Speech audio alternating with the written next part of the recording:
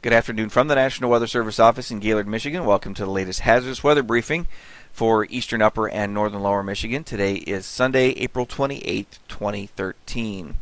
As we take a look at the current weather map, we have a couple of features. There's a small area of low pressure in central Indiana and a cold front just off to our west in Minnesota.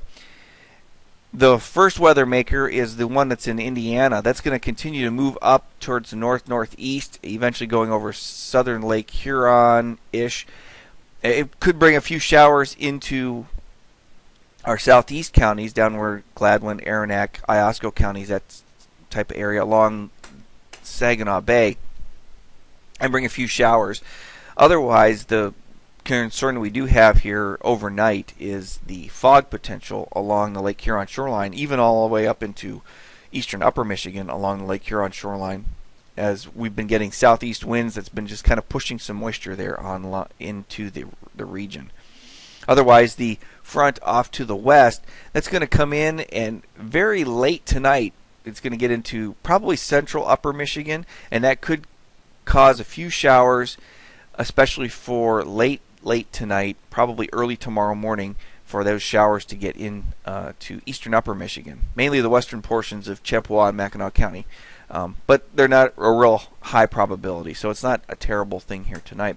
Otherwise, then, as we get into Monday evening, any of those showers with that front are going to kind of fall apart. We may have a few around our area, but things should start to quiet down as high pressure kind of works its way in. Then for Tuesday, the next system is going to start coming in, and this is kind of the prelude to our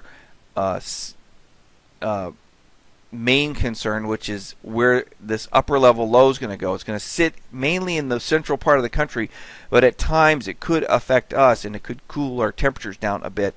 And even by next weekend, if it does start to move over us, by that time it could cool our temperatures a bit as the system pulls out of here. But then the reason it is a concern is that this thing is still not quite set on where everything is going. The models are starting to get a little bit better with handling it, but it's not a great setup. So we could still have some fairly warm temperatures across the region through the end of the week. So by Thursday, this is what we're talking about. This is probably a middle of the range part of where the front could be. It could be actually back a little bit farther to the west in Wisconsin. If that's the case, then we're going to be much warmer on Thursday and into Friday before the front actually comes back through here.